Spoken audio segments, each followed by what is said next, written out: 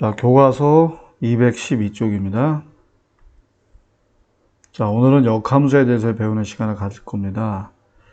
자, 지난 시간에 합성함수에 대해서 우리가 배웠죠. 여러 개의 함수를 합성해서 새로운 또 다른 함수를 만들어낸다 라는 걸 배웠습니다.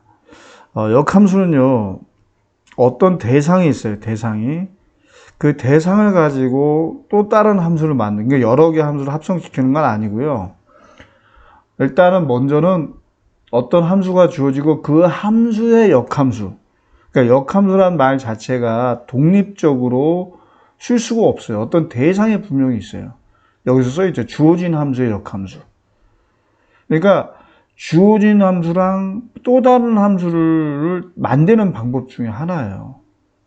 그러니까 여러 개의 함수를 엮어서 합성시켜서 이렇게 또 다른 함수를 만들 수도 있고, 이 주어진 함수를 가지고 그거의 역함수, 또 다른 함수를 또 만들 수 있는 거죠. 그렇게 이해를 하시면 되겠습니다. 그래서 역함수란 무엇일까? 뭐 여기 써 있죠. 방향을 바꾸어 반대로 대응시키는 겁니다. 원래 함수가 있고 그 함수의 역함수는 원래 대응됐던 방향을 거꾸로 대응시키는 거예요. 거꾸로. 역이라는 것이 이제 거꾸로 역자잖아요. 반대 역자. 그죠? 근데 아무거나 역함수가 존재하지 않죠. 이것도 여러분 대응시켜 보면은 이 거꾸로 대응을 시키는 어떤 함수를 생각할 때 요 2가 대응되는 게 없죠. 그럼 이거는 역함수가 존재하지 않는 거예요. 이렇게 가는 건 다 함수가 맞아요. 그렇지만 이렇게 거꾸로 대응시킨다고 할 때 벌써 이렇게 바로 문제가 생기죠. 이게 얘가 만약에 공역이라면 이 정역에 속한 각 원소에 y의 원소가 하나씩만 대응될 때 그게 함수가 되는 거 아닙니까? 이건 2개 대응되니까 이건 역함수가 존재하지 않는 거예요. 그렇지만 얘는요, 거꾸로 대응시켜도, 그죠? 거꾸로 대응시켜도 함수가 됩니다. 그러면 아무거나 역함수가 되는 건 아니고요. 여기서 좀 눈치챘죠, 여러분들? 그쵸? 1대1 대응만 역함수가 존재해요. 해보면 알아요, 왜 이렇게 되는지. 그지? 그래서 우리가 일단 먼저 역함수의 정의는 x에서 y로의 어떤 함수를 f라고 할 때 그 역함수 이렇게 마이너스 일자를 붙이는데 이게 역이란 뜻입니다. 이렇게 오른쪽 위에 첨자로 이렇게 마이너스를 써주는데요. 이게 f의 역함수란 뜻이에요. 왔던 방향 거꾸로 거슬러 올라간다라고 생각하시면 돼요. 그러니까 이제 이번에 y가 거꾸로 정역이고 얘가 공역이 되는 거죠.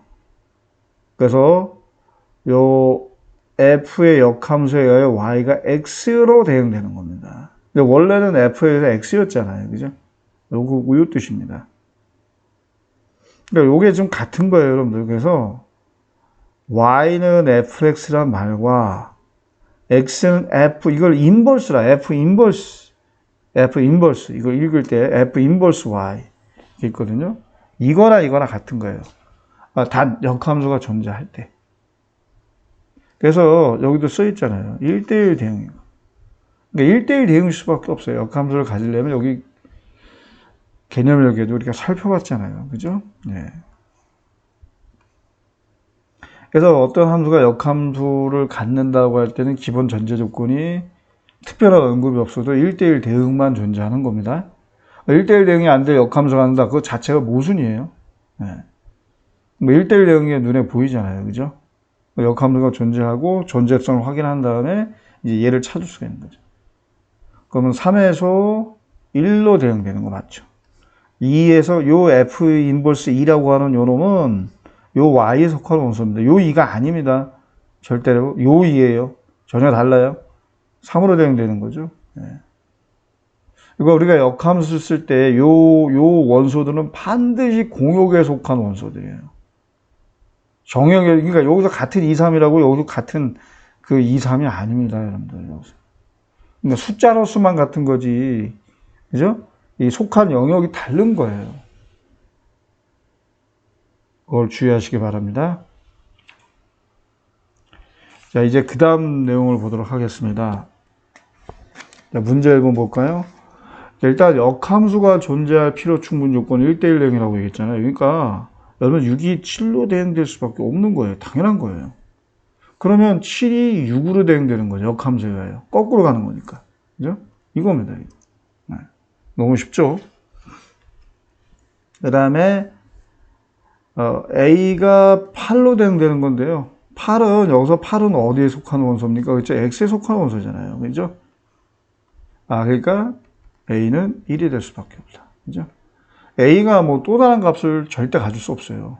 1대1 대응이기 때문에. 그러니까 요거는 뭐가 같은 거죠? A는 F8과 같은 거예요. 이렇게 해도 돼요. 역함수가 존재하기 때문에. 그래서 F8 값이 바로 1이다. A 값이다. 그렇게 봐도 되겠습니다. 그 다음에 이제 성질, 역함수의 성질을 우리가 알아볼 텐데요. 아까도 얘기했지만 분명히 의미가 다르죠. 이 X는 정형에 속한 X고 이 Y는 공역에 속한 Y예요. 그죠? 그런데 이번에는 합성함수, 이제 역함수와 원래 함수를 합성하는데 순서를 달리 했어요. 그래서 이 fx는 당연히 y가 되고요. f 인버스 y는 x가 되는 거죠. 자, x를 그대로 x로 대응시키는데 중요한 건 이 x가 정형에 속한 x라는 거죠.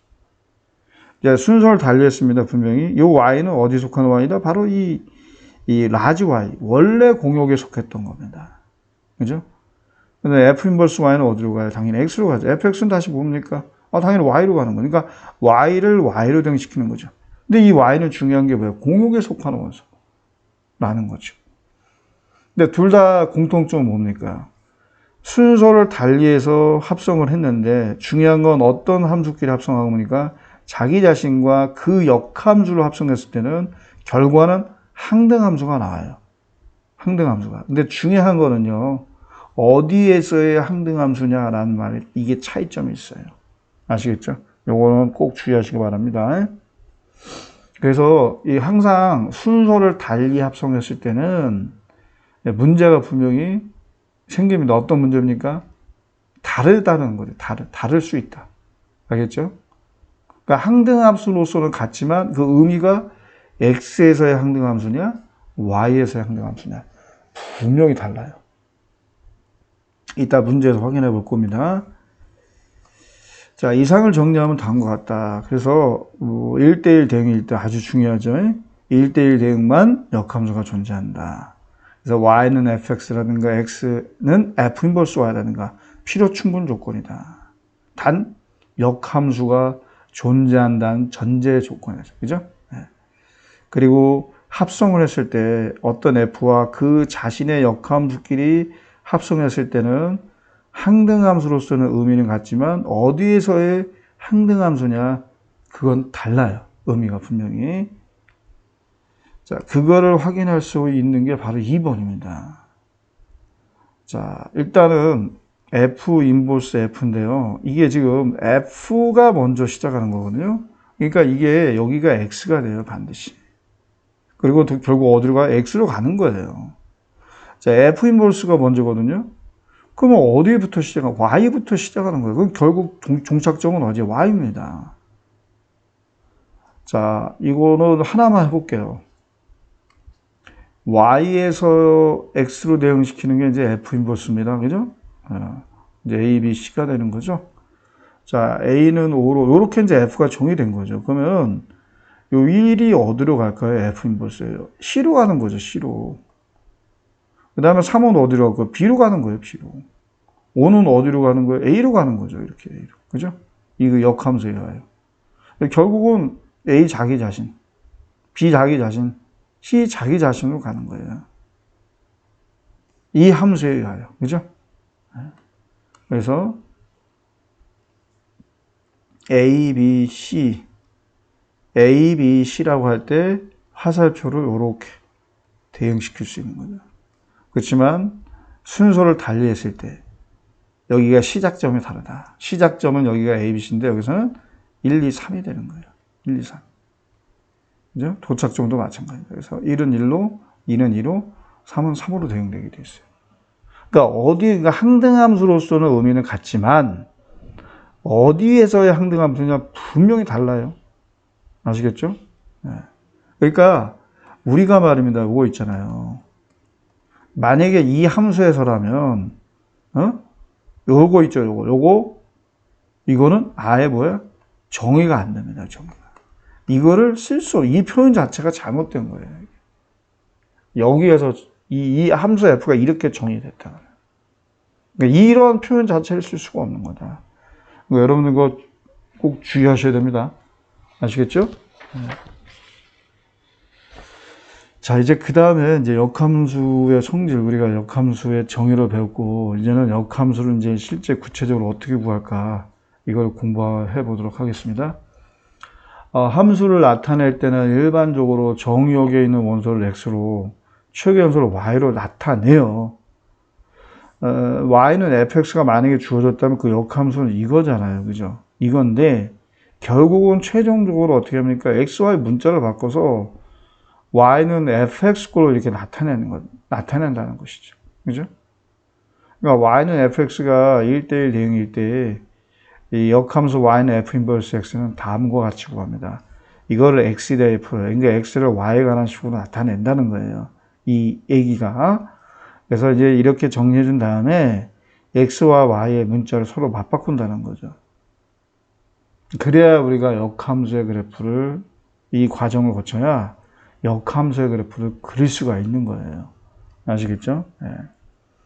이게 마치 뭐냐면요. 우리가 1학기 말에 배웠던 도형의 이동에서 대칭 이동 있죠. 그 대칭 이동 중에서도 뭘까요? 그렇죠? 직선 y는 x에 대한 대칭 이동입니다. 그죠? 이거랑 똑같아요, 원리가. 이따가 한번 확인해 볼 겁니다. 그러니까 요 내용을 여러분 헷갈리시면 안 돼요. 그죠? 이제 역함수는 이거가 맞는데 실제로 우리가 그래프를 그리기 위해서는 xy 문자를 바꿔야 됩니다. 아시겠죠? 네. 그래서 이제 문제에서 역함수를 구하셔야 할 때는 이제 x를 y에 관해서 x에 대하여 푸는 거죠. 그죠? x를 y에 관한 식으로 나타낸다는 얘기입니다. 그러면은 이제 이쪽으로 2양씩 양별 2로 나누니까 그쵸? 이렇게 되는 거예요, 결국. 이렇게. x를 y에 관한 식으로 나타내는 거죠. 이걸 x에 대하여 푼다라고 되어 있어요. 표현이. 그래서 이렇게 x에 대해 풀면 이런 표현을 쓰는 거죠. x, y가 서로 바꾸면 이제 구하는 우리가 역하는 이거죠, 이거. 그러니까 y는 fx 걸로 결국은 나타내줘야 돼요. 모든 함수를. 알겠죠? 왜? 정의역은 우리가 속하는 원소는 스몰 x, 공용에 속하는 원소를 우리가 y로 나타내니까. 분명히 이 함수랑 이 함수는 다른 거죠. 이렇게 구분하는 의미에서도요, 이렇게 최종적으로 문자를 바꿔야 됩니다. 실제로 역함수 할 때는 미리 바꿔서 정리해도 돼요, 헷갈리면. 역함수를 구하기만 하면 되는 거니까. 그죠? 그러니까 y를 x로, 요 x를 y로 이렇게 써준 다음에 y는 fx꼴로 나타내면 되잖아요. 그죠? 나타내면 y는 마이너스 2분의 1 x 플러스 2분의 3이 돼요. 너무 쉽죠, 이거는. 이것도 x로, 이걸 y로 한번 나타내 보세요. x는 3분의 1 y 빼기 1 아닙니까? 그럼 이거 넘기고 양변에 3 곱하니까 이거의 역함수는 y는 3x 플러스 3이 나오는 겁니다. 너무 쉽습니다. 그러니까 역함수를 뭐 구하시오 이런 거 자체는 어려운 게 아니에요. 그 어떤 그 깊은 의미까지 다 여러분들이 100%, 200% 이해하라는 건 아닙니다. 어려운 내용일 수 있어요, 충분히. 그렇지만 역함수를 구할 때는 방법이 이렇다라는 거예요. 방법 자체는 쉬워요, 아주. 어려운 게 아닙니다.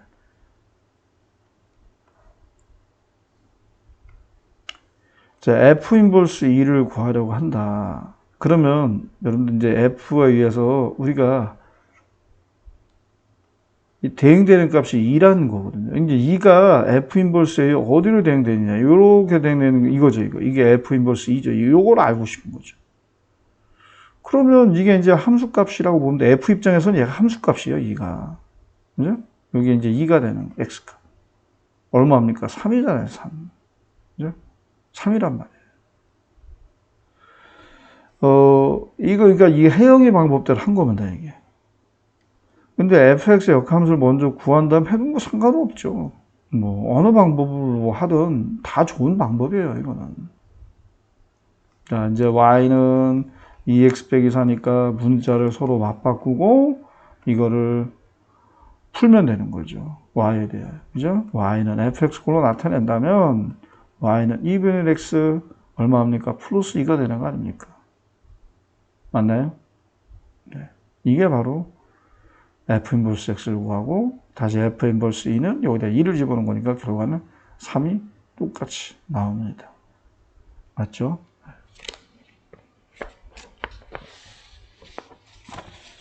자, 그 다음에 이제 예제 2번을 보도록 하겠습니다. 그 다음 페이지 215쪽입니다.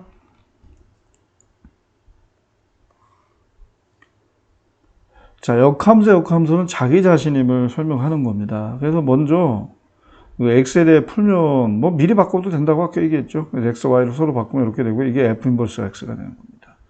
또다시 y는 이거니까 이걸 x에 대해 풀어서 다시 문자를 맞바꾸고 정리하니까 그죠? 원래 자기 자신으로 돌아왔잖아요. 그죠? 그러니까 뭐 성립함을 보여주는 거, 증명하는 건 아니고 성립하는 걸 예를 통해 보여주는 겁니다. 그러니까 여러분들 그러니까 직관적으로 여러분들이 그걸 이해하시면 돼요. 역함수는 우리가 뭐 왔다 갔다 하는 거니까 원래 자기 자신이 되는 거죠. 그죠? 예. 그 다음에는 응용한 거죠. 합성함수의 역함수 구하는 겁니다. 그래서 이제 원래 최초에 이제 요 G와 F의 합성함수를 구한 다음에, 그죠? G 합성 fx는 gfx가 되고, 이제 구해보는 겁니다, 직접. 이거 너무 쉽죠. 2x 더하기 3을 여기다 집어넣는 거니까, 정리하면 뭐가 돼요? 마이너스 2x 마이너스 2가 되잖아요. 그죠? 그러면 요 과정이 생략돼 있어요. 이제 요걸 y라고 했을 때, 요걸 문자로 바꿔서, 그죠? 문자를 바꿔서 이거를 y를 fx꼴로 나타낸다면 어떻게 될까요? 마이너스 x 마이너스는 2y가 되고 양들 2로 나누니까, 그죠? 마이너스 2분의 x 마이너스 1 이렇게 나오잖아요. 그 다음에 이번엔 따로따로 이제 구해보는 겁니다. 그래도 과정이 생략돼 있어요. 요걸 y라 놓으시고, 얘도 y라 놓으시고, 문자 바꿔서 한번 정리해 보세요. 그러면 x는 2y 더하기 3이고, 정리하면 y는 얼마예요? 2분의 x 마이너스 2분의 3 이게 바로 f 인버스 x예요. 그 다음에 g 인버스 x. g 인버스 x는 xy 문자를 서로 바꾸시면 x는 마이너스 y 플러스 1이죠. 이거는 y는 마이너스 x 플러스 1이면 자기 자신이 되네, 그지? 이겁니다. 그래서 이제 이번엔 이제 얘가 먼저입니다. 얘를 여기다 집어넣으시고 얘를 다시 여기다가 집어넣는 거예요, 그죠? 그럼 여기다가 2분의 1 가로하고 마이너스 x 플러스 1을 곱한 다음에 마이너스 2분의 3을 한다는 얘기 아닙니까? 그럼 이제 마이너스 2분의 x 나온 거 맞고, 이 2분의 1 마이너스 2분의 3 하니까 얼마야? 마이너스잖아요. 자, 결과가 똑같아요. 그죠? 그러니까 이거를 여러분들이 이제 공식으로서 이게 같은 거니까 공식으로서 기억을 꼭 해주세요. 중요한 거니까. 그죠? 네. 이렇게 합성함수, 역함수는 가로를 풀게 되면 순서가 뒤집어지는구나. 이게 적용되면서. 아시겠죠? 요 순서를 꼭 반드시 바꿔야 됩니다. 네.